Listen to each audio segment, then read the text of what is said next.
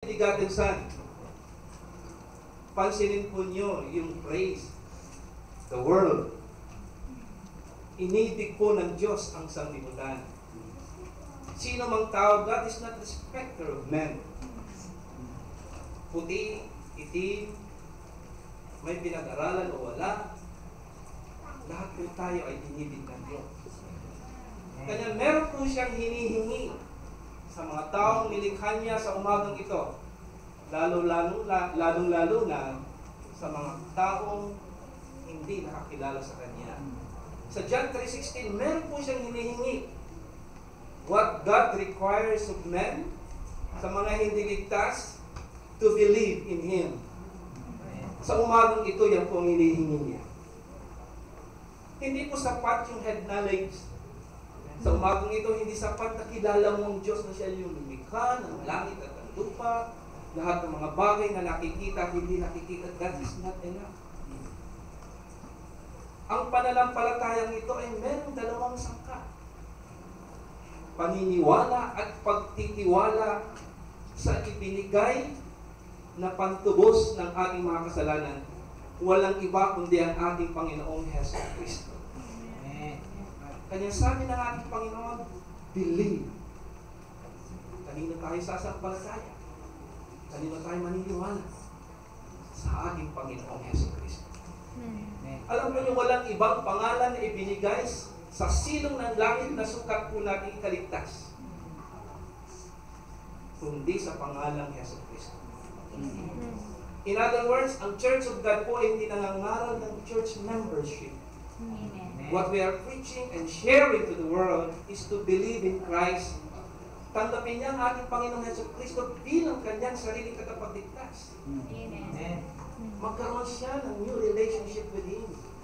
Sa katunayan ng taong gumagawa ng kasalanan, walang relationship sa ating Panginoon. Actually, you are enemies of Christ.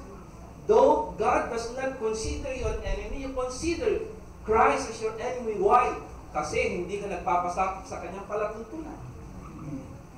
You go astray. Hindi ka nagpasakop sa kanyang kalooban. Kanya before the sight of God, ikaw ay rebelde. Ikaw ay nakikipag-away. And therefore, wala sa iyo ang blessing ng ating Panginoon. Wala sa iyo ang pabor ng Diyos. Kanya ikaw yung rini-require ng ating Panginoon na maniwala, sumampalataya sa bugtong na anak ng Diyos. Amen. Sa umagang ito, ano ang dapat mong gawin? Sinasabi ng banal na kasulatan, lahat ng tao ay nagkasala. Hindi nakaabot sa kalwalhatian ng Diyos. 6:23 ng Roma, sinasabi rin doon, may kabayaran ng kasalanan. Kanya God requires men that is living in sin, na lumapit sa ating Panginoon, magpakababa, humingi ng kapatawaran sa kanyang kasalanan, upang sa ganon, siya ay magkaroon ng kapatawaran. Kaya sinasabi sa 3:19 ng Acts, na mamagsisi kayo.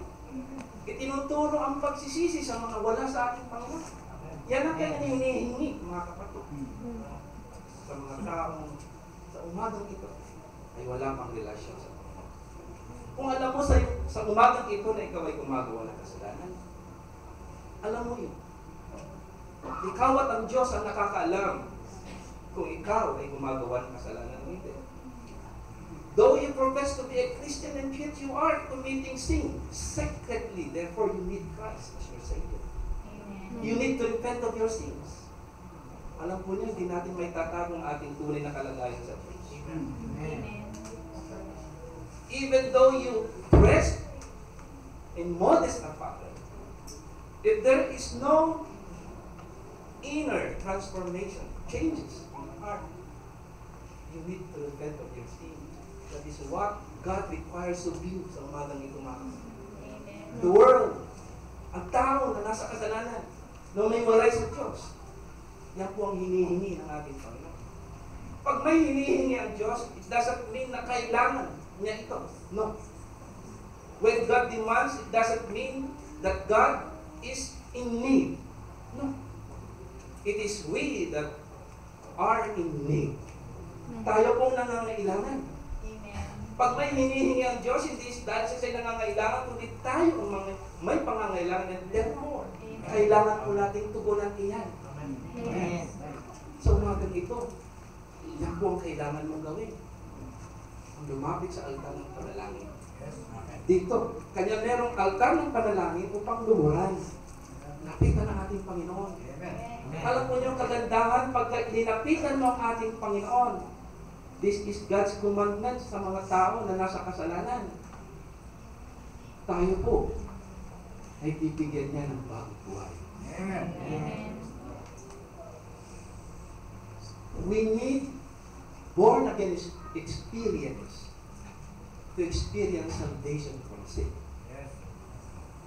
Kailangan personal na paglapit sa ating Panginoon.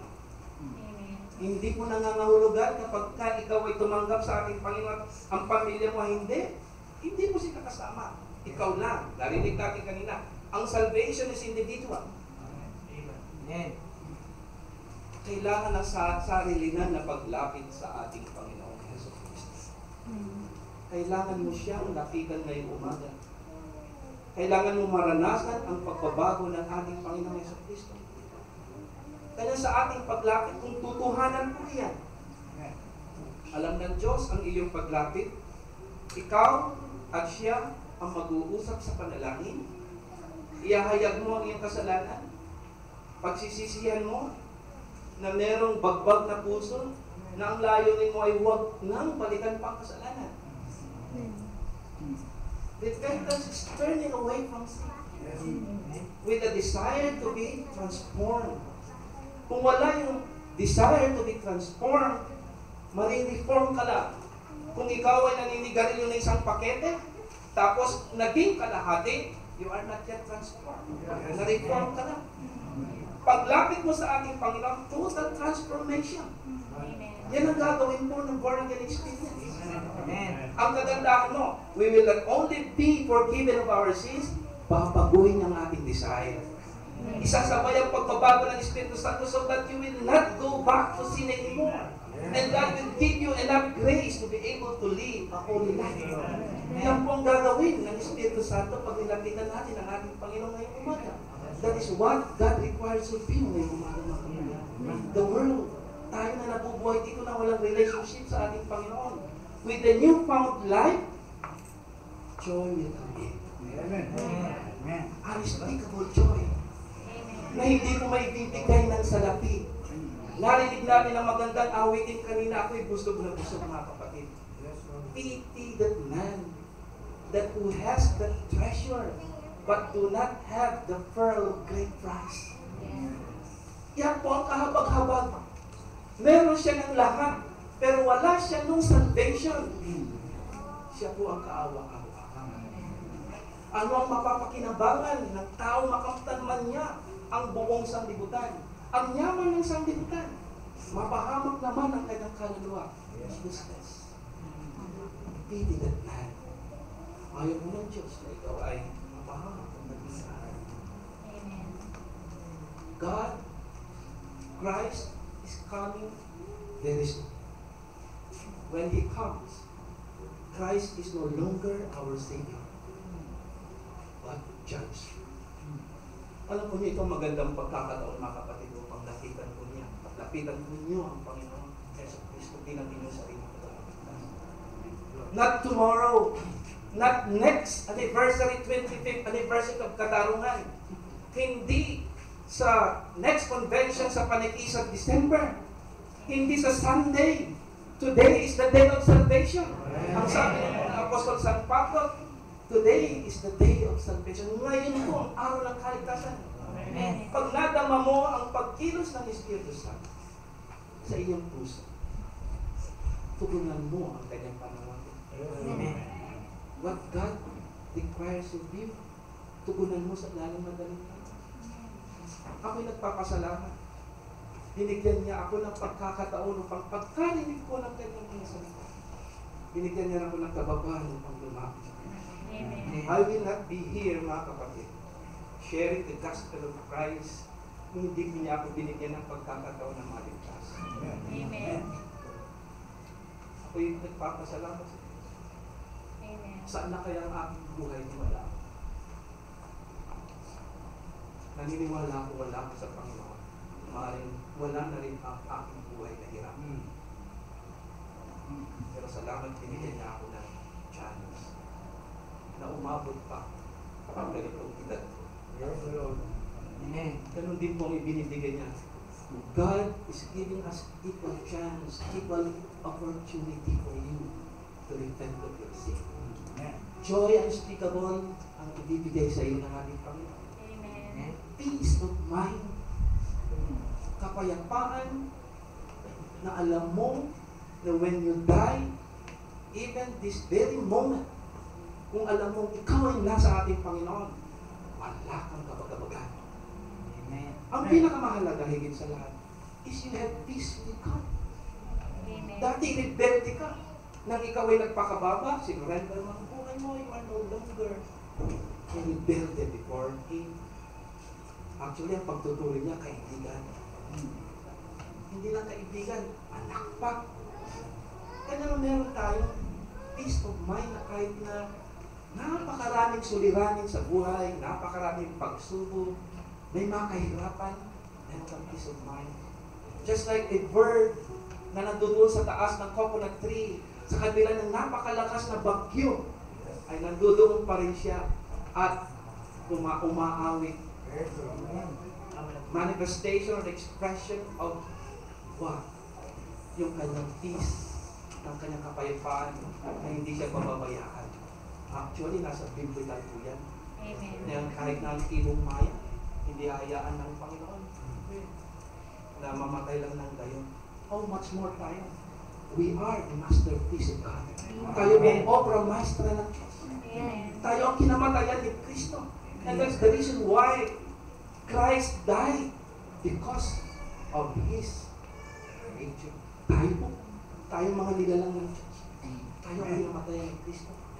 Kaya ang nire-require niya sa atin, kapagod po natin siya. Pagkabago tayo, Amen. ibigay na natin ang ating buhay sa Kanya. Amen. Kalimutan na natin ang nakaraan na mga kabikuhan sa buhay. Ang mahalaga ngayon, maalala mo ngayon, umaga madama mo na mayroon nagmamahal sa iyo. For God so loved the world, for God so loved you, for God so loved us. Mahagaman niyo po sana yung mga kaibigan na bisita po namin ngayong umaga. That's what God requires of you. Amen. Bibigyan ka niya ng bagong buhay. Amen. Ang buhay na ito ay magiging blessing sa iba. Kanya maraming tumanggap dito because the life of Sister Rose became a blessing sa mga napapatutuhanan niya. And so on and so forth. Nagkaroon ng domino effect. Bakit dumami na ganito ang mga naglilingkod sa ating Panginoon dito sa Katarungan Congregation? Nagkaroon pa ng extension ng kanilang magandang tabitin. Dahil may mga nagpapatutuo, nagtutoo ang pinatutuo. And they were became a blessing sa kanilang mga pinatutuhanan. You can never say amen unless ang buhay mo ay back up ng pagbabago ng Espiritu Santo. Kaya tayo nagpapasalamat. May mga tumatanggap sapagkat merong mga tunay na binago ang ating Panginoon. You became the Son of God. Hindi lamang po ito hindi lamang po joy, hindi lamang po peace, contentment in life. Ang maganda po, tayo po ay mga anak ng Diyos. Amen. Binigyan po tayo ng karapatan, power, to become a child, the children of God. Amen. Kaya sabi ng ating Panginoon Jesucristo, huwag niyong ikagalak ang mga bagay na ginawa ninyo para sa Panginoon, kundi ang inyong ikagalak. Then 20 ng Lucas, na inyong pangalan ay nakasulat sa aklat ng buhay. Kanya sa umagang ito, pag yan ang gagawin mo, oras mismo mga kapatid, isusulat ang iyong pangalan sa aklat ng buhay. In the Church of God, wala kaming church membership card. Because only God and you knew na ikaw ay naligtas at ang pangalan mo ay nakatala sa aklat ng buhay. Amen. Walang makapagbubura niyan Hanggat ikaw ay nabubuhay sa kalooban ng Panginoon, napapasakop ka sa kalooban ng Panginoon, walang magbuburan yan. Amen. Walang mag-terminate yan. Hindi ka tatanggalin. Ang magtatanggal, ikaw din when you commit sin again. Aalisin ka sa aklat ng buhay. Hindi po si Sister Rose ang mag-aalis ng inyong pangalan. You, when you commit the sin. Ang magbubura ang Diyos. Because you committed sin once again. Pero ayaw ng Panginoon niyo mga kapatid. Kaya napakagalak na malaman na tayo ay mga anak ng Diyos. Amen. Ayaw po kami niyo. So magnito niya ng kanyang hinihingi ko sa bawat isa na hindi pa naligtas mula sa kasalanan.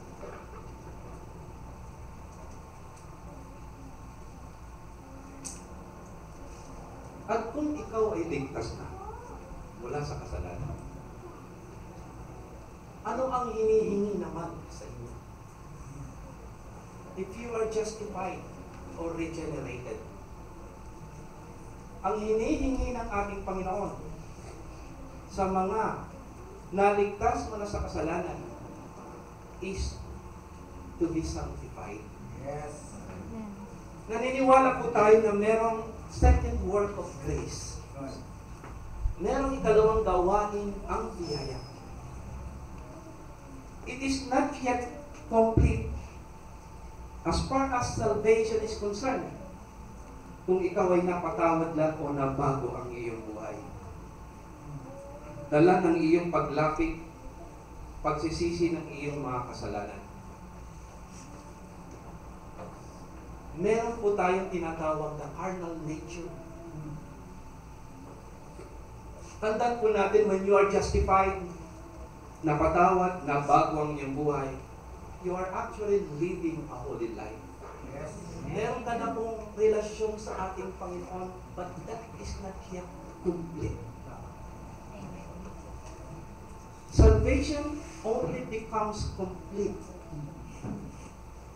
once you come to the altar the second time around to consecrate your life. Sa iyong paglapit, sa unang paglapit mo sa pagsisisi, ano ang iyong inilalapit? Your committed sins to be forgiven. Para makatawad. And after that, namumuhay ka na sa kalooban ng ating Panginoon. Pero you yourselves, marirealize mo na it's not yet complete. Meron kang nadarama, lalo na't naririnig mo sa pangangaral na merong ikalawang gawain ang Diyos. Merong paglilinis sa puso ng isang tao. Amen. Yan ay iyong malalaman mismo sa iyong sarili every time na ipinangangaral ang sanctification. Ang pure heart, ang holy living. Ang Espiritu Santo kailanman ay hindi nagkulang sa mga nagmamahal sa Kanya upang ipakilala sa Kanyang anak na there is still something that God requires of him, and that is to be sanctified. Kanya ang hinihingi po ng Diyos sa Kanyang mga anak na naligtas ay sila ay masanctify. So therefore, God requires His church to be sanctified. Pag sinabi natin church, we mean yung nagtitipon sa isang congregation.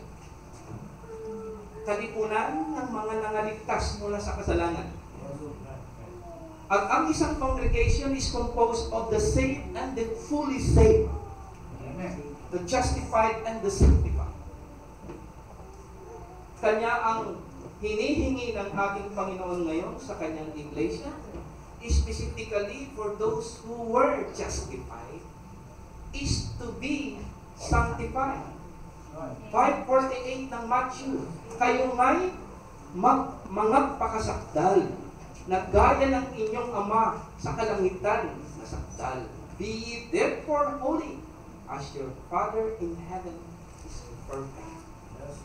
That is what God requires of those who are justified. Bakit po ito ay kanyang hinihiling o hinihingi? This is reasonable. Sabi ng iba, mahirap yata magpakabanal. No? Tandaan po natin, ang Diyos po ay makatarungan. Ang Diyos po ay reasonable. God will not require anything that is impossible. Because God is not an unreasonable God. God is a reasonable God. Amen. Kung meron po siyang hinihingi, it is because it is possible. Bakit? Hihingin niya ba isang bagay na imposible? Tayo ay may mga anak. May anak akong 5 years old, nakasama ko. I am unreasonable kung ipapakarga ko sa aking anak ang isang kaban na bigas. I am an unreasonable father. Hindi kaya ng anak ko yan. Pinapatay ko siya, pinahirapan ko siya. God is not like that. Ang hinihingi po niya is something that is possible. Sapagkat naranasan po ito ng mga nauna na sa atin. Ang early morning church, the apostles, naranasan po nila ito. At ito ang ibig niya ngayon, hinihingi niya ngayon sa mga nag-justify. Alam niyo kung bakit hindi lamang po it will benefit us sa ating paglilingkod dito sa lupa. But after this life, narinig niyo kanina, kayo nga'y mga pakasakdal gaya ng inyong Ama na nasa kalangitan na sakdal. Amen. Hinihingi po niya ito, something that is reasonable and possible. At kung walang kabanalan, sino man ay hindi makakakita sa Panginoon. And therefore, your reward is everlasting life in heaven with our Lord Jesus Christ. That is your reward after your life here on earth. Why? Kasi ginawa mo, tinugunan mo ang kanyang hinihingi. Amen. Alam niyo ba? Binding ang salita ng Panginoon once you hear this morning na meron palang second work of grace. Kailangan maranasan mo, if you are not yet fully consecrated, pagkahandog ng buhay, huwag buwan ng Roma. Amen. Namamanhik. Parang namamanhik ang Diyos. Sa mga tao, sa mga inahin ka na. Present your bodies a living sacrifice. Yan po ang hinihingi ng Panginoon. Holy and acceptable to God, which is your reasonable service. Tingnan nyo, holy life. Ano sino ang pwedeng maghandog ng banal na buhay? Not the sinner. Kung hindi yung na-justify. Siya ang makapaghandog ng kanyang buhay because before the sight of God, you are holy, you are clean, because you are no longer committing sins. Hindi ka na gumagawa ng alam mong kasalanan. And yet, meron po siyang hinihingi isang bagay sa iyo ngayong umaga para masiguro ang buhay na walang hanggan sa langit. Hindi lamang po yan ang naitutulong niya. Benefit that we draw, that we get when we experience full salvation. You become fitted, hindi lang to become fitted to enter heaven. Kung hindi, ikaw ay nagiging karapat-dapat sa paglilingkod dito sa sanglibutan. Nagiging malinis na sisiglan ka na marapat gamitin ng may-ari. Amen. 2 Timothy 2:21, kung ang sino man nga sa alinman sa mga ito ay magiging sisiglang ikapupuri, pinakabanal, marapat gamitin ng may-ari, nahahanda sa lahat ng gawaing mabuti. Amen. Sa isang congregation, napakahalaga na lahat ay lubusan na napapalan. Why? Everybody will work. Kahit walang perang monetary na pinag-uusapan, they will work. Because ang mag-motivate sa kanila is the love of God in their hearts. Kasi pag inihandog mong lubusan ng iyong buhay sa altar ng panalangin, the second time around, inihandog mo na, ibig mo na ibigay ang buhay mo para sa paglilingkod sa Panginoon. Ang gagawin po ng Diyos, God through the Holy Spirit will send His Holy Spirit to cleanse your heart. Purify your heart of the carnalities, zealous, inggit, selfishness, covetousness. Ang lahat po ng yan, lilinisin sa pamamagitan ng Holy Spirit. So that the Holy Spirit will abide in us. Only through the experience of consecration, the Holy Spirit will abide in us. Hindi po siya mananahan kung tayo merong maruming puso.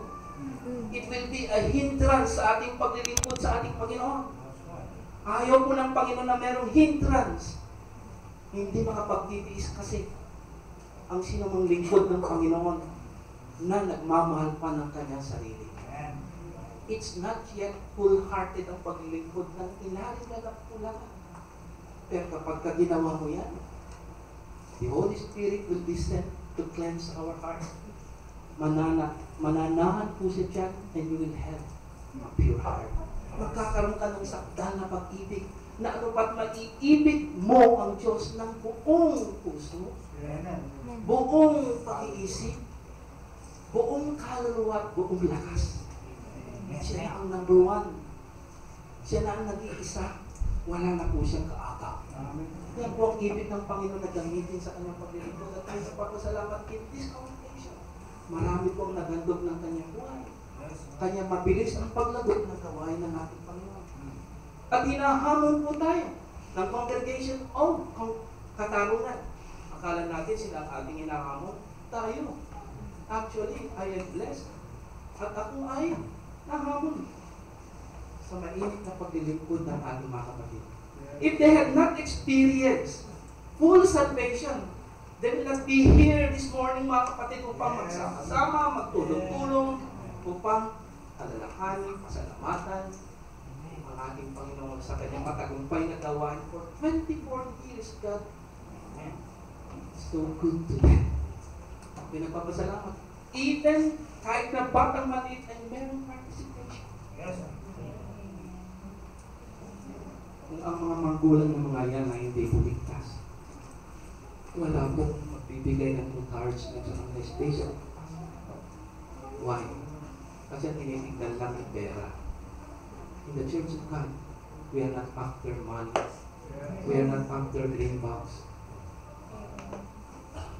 We are after heaven. We want to be in heaven someday. May kantang kanya-kanya. Sabi ng mga kabataan, ibig kong maging katulad ni Jesus. I want to be a seaman someday. Gusto kong maging piloto, pero mas gusto kong maging katulad ni Kristo. Ano ang kanilang nasa kaisipan? To be with the Lord someday. To be in heaven. Sana yan po ang maging ambition natin sa bawat isa. Kanya nga, sa ating paglapit sa ating Panginoon, pag tinugunan natin ang hinihingi ng Panginoon na full salvation, inisip natin, ibig natin siyang pakamahalin higit sa lahat. Paglingkuran, reward na lamang po ang heaven. Ayaw po ba ninyo na pumunta sa heaven pagdating ng araw? This planet Earth is no longer safe to live. Magpatayo naman ng pagkaganda-gandang building o bahay, afterwards, darating ang Panginoon, masusunog po yan sa matinding init, mapupulverize yan, mawawala. Where will you go? Ang magandang paganda, ngayon. Amen. Kung ikaw ay nagsisi pa lamang, hindi mo palubusan, inilapit ang iyong buhay. Come to the altar, mga kapatid. Today is the day of salvation. Amen. Magamit ka sa ating Panginoon. At ang kailangan ay obedience po. Amen. Pagtugon sa hiling ng Panginoon. Amen. Obedience ang kailangan po. Obedience is the approach to sanctification. Obedience is better than sacrifice. Amen.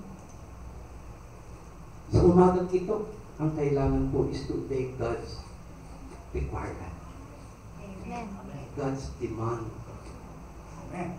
Ihandog mo ang iyong buhay sa ating Panginoon ngayong umaga. Amen.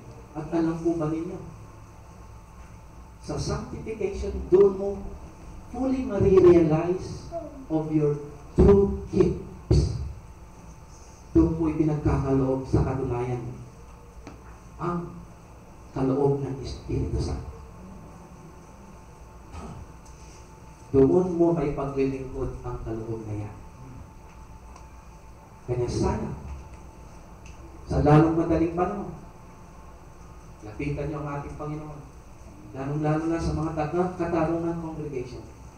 Amen. Napakalaki ng challenge para sa inyo. We have a very, very comfortable, beautiful house of worship. Ang gandang manambahan, mga kapatid. Punuin natin ito na mga kalulong mananambahan para sa ating Panginoon. Ang challenge po ay nariyan. Hindi kayo fully gagamitin ng Panginoon unless you consecrate your life.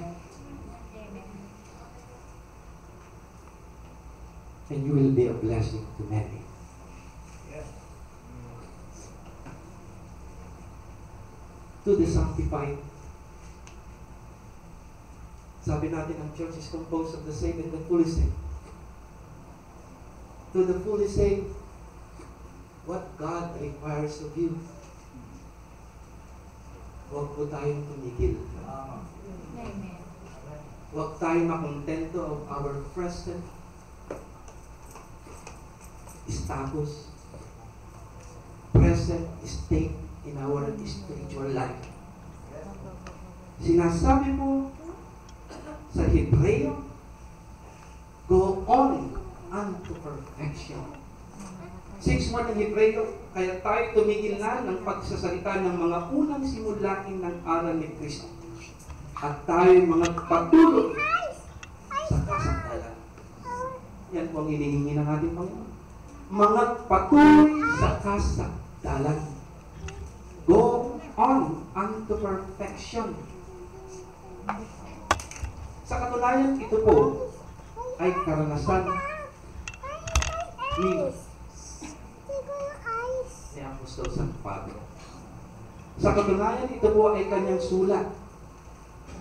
Saan? Sa mga taga-Pilipos. Sa chapter 3, verses 10. Ano po kayo? Kailan po? Isapoy po ninyo. Ayaw na Diablo na marinig ko ito. Alam mo? Ayaw na marinig na kayo. Ayaw ng Diablo na marinig nyo ang aral na kabanalan. Ayaw po niya na kayo magpakasakdal. Di na kaya nagpakasanto kayo, kakabsat. Sinukano po yun? Kanya, resist the devil. Amen. And the devil will flee from you. Amen. We have the power to resist the devil. Yes. Sabi natin, ngayon na Diablo, huwag kami disturboy. Amen. Right. Sabi po ni Pablo, and this is his testimony. Siya po mga kapatid ay napabanal na. He was about to die. Pero alam nyo, in-encourage pa niya mga kapatiran sa mga taga-Pilipos at ito ang kanyang sinabi. Verse 11. Kung aking tanungin sa anumang paraan ang pagkabuhay na maguli sa mga patay, hindi sa ako'y nagtanungan o ako'y nalubos na, kundi nagpapatuloy ako. Take note of that, mga kapatid. Nagpapatuloy ako, baka sakaling maabot ko yung ikinaabot naman sa akin ni Kristo Jesus. Mga kapatid, hindi ko pa inaaring inabot. Datapwat isang bagay ang ginagawa ko, na nililimot ang mga bagay na nasa likuran at tinutungo ang mga bagay na hinaharap. Nagtutunulin ako sa hangganan sa gantimpala ng dakilang pagtawag ng Diyos na kay Kristo Jesus. He was fully saved when he said this. And yet, anong sabi po ni Pablo? Press, sabi niya, press toward the mark. Nagpapatuloy ako hanggang sa maabot ko. Alam po niyo, tayong mga nakaranas nito, kung may nakaranas na nito, do not stop and say, tama na ito. Don't be contented, mga kapatid. Yes. Si Pablo po, hindi siya nakontento. Hindi niya inisip na huminto na. Hindi po niya inisip na magretiro. Sa paglilingkod sa ating Panginoon sa Church of God, there's no such word as retirement. Yes, Lord. Wala po nagre-retiro sa paglilingkod sa ating Panginoon. Amen. Ang ginagawa po ni Pablo, kinalimutan niya ang kanyang achievement in the past. Mga kapatid, dito sa katarungan, of course, very concrete ang inyong pong accomplishment. Souls were added unto His church. Marami ang matapat at mainit na naglilingkod. But, don't be content. Don't stop to endeavor to labor for the Lord. Si Pablo, yan po ang kanyang ibig. Hindi po siya huminto. Kundi, lalo siyang sumikap, lalo po siyang nagpursige upang maabot ang kinaabot naman ni Kristo. Ang kanyang layunin is to be more and more and more like Jesus Christ. Ganun po tayo dapat, mga kapatid. Hindi tayo dapat makontento sa ating mga present na kalagayan sa ating pananampalataya at paglilingkod. Kahit na marami ng mga nangaligtas sa ating ministeryo, maging katulad po tayo ni Pablo, na hindi siya huminto, hindi niya tinitingnan kanya nga. Nililimot niya yung nakaraan. Our achievement, our accomplishments in the past, ang ating mainit na paglilingkod in the past, let's forget the past and think of the present. Because there are still millions or thousands of those who need our help by sharing the gospel. Kaya kung ikaw ay uupo na lang dyan sa rocking chair, I am retired, o meron naman dapat papalit na sa akin. Hindi po mag-grow ang gawain ng Panginoon. Hindi na po madadagdagan ang mga maliligtas mula sa kasalanan. Kaya kailangan po tayo maging katulad Pablo na magpatuloy po sa kasakdalan. Hindi masamang lumalapit sa ating Panginoon. Sa katunayan, it has been the experience of the early morning church na lumalapit sila every now and then. Remember chapter 3 or chapter 4 ng Acts? Nabilang mo si Pedro, hinuli siya dahil sa pangangaral sa Ebanghelyo ng ating Panginoon. Pinagbantaan siya na huwag lang mangangaral. Pagkatapos dahil sa himala na ginawa ng Espiritu Santo sa kanya, nakalaya siya. Miracle, mga kapatid, na mabuksan ang mga ang kulungan, ang pangawan ay natanggal at siya ay naging invisible, mga kapatid. Nakalaya siya. Nag-report sa mga kapatid na nag-prayer meeting. Ini-report ang kanyang naging kalagayan, ang pagbabanta sa kanya na itigil ang pangangaral ng Ebanghelyo. And yet, sila'y sama-sama na lumapit sa Panginoon. Dumanlangin, nayanig ang kanilang paligid, at sila ay napuspos ng Espiritu Santo. Remember, napuspos. Napuspos na sila sa early morning, sa Pentecostes, during the time of Pentecostes. Napuspos na sila. 120 of them.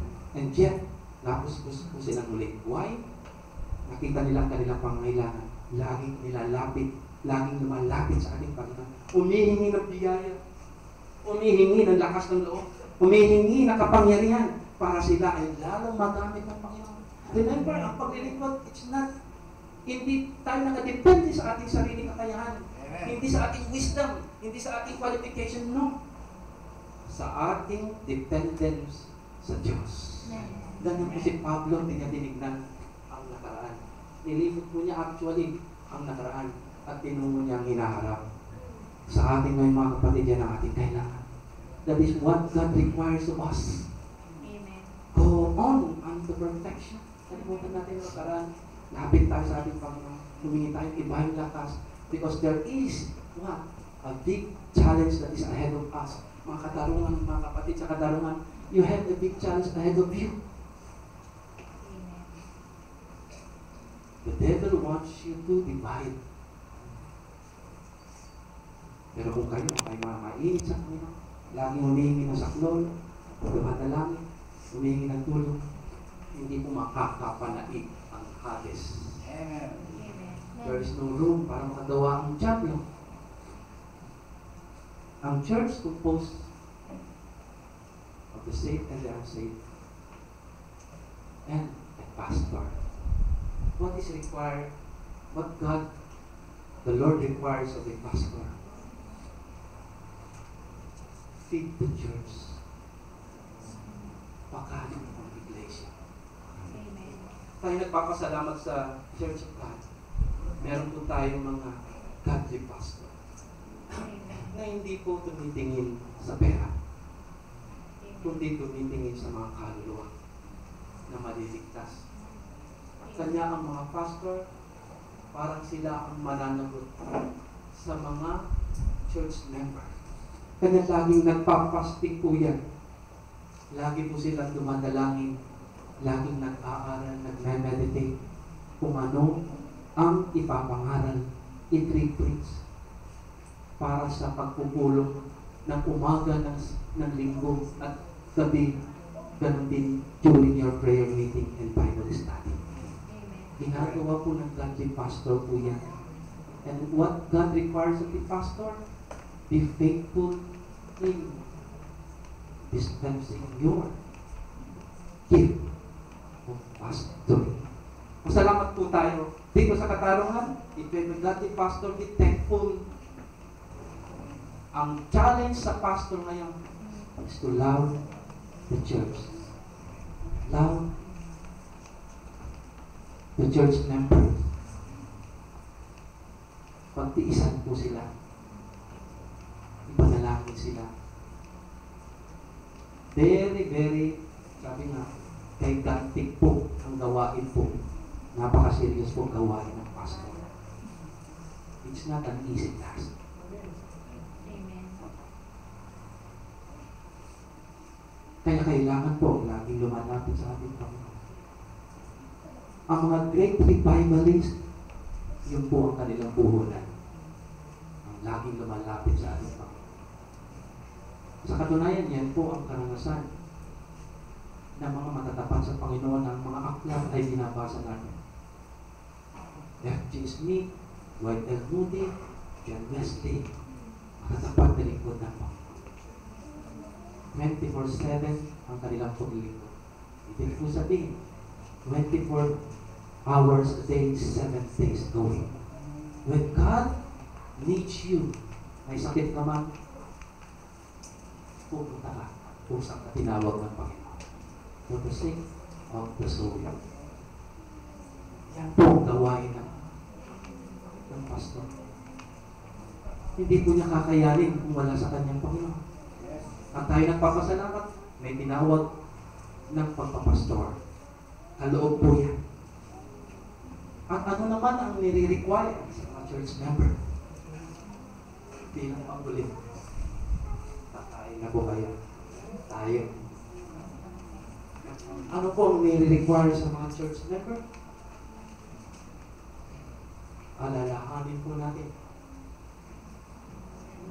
ang mga lingkod ng Panginoon na nagpapastor sa atin. Hindi po disweldo ang mga pastor sa Church of God. Wala po silang tinatanggap na salary, monthly salary. Sa katunayan, sila ay nagtatrabaho to earn a living.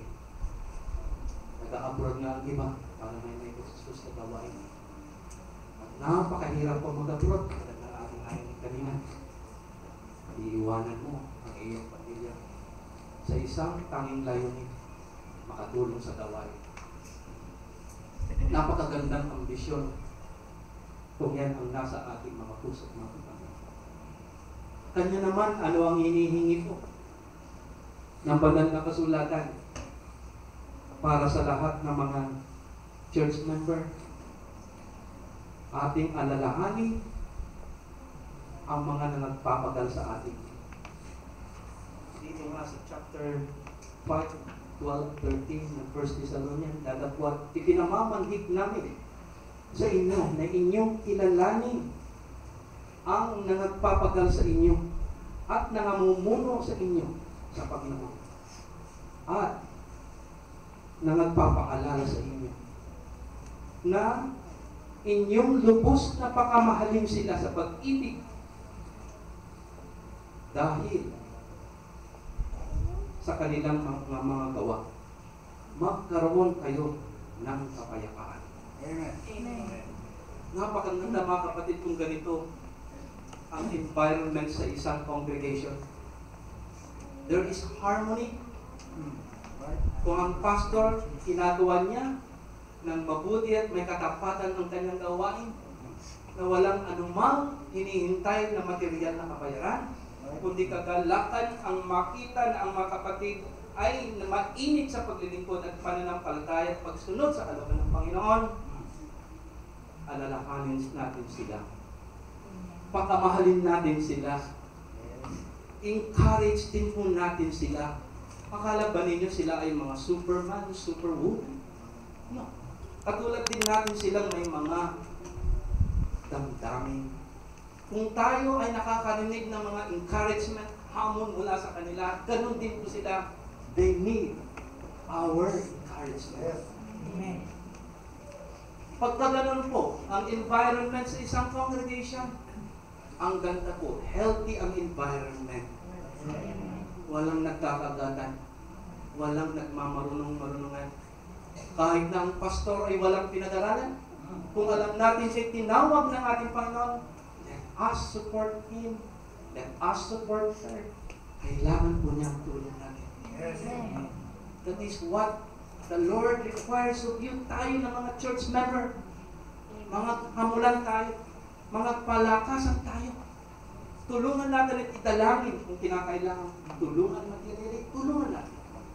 Kung kailangan nila ng encouragement, kailangan na ipagkaloob din naman po natin.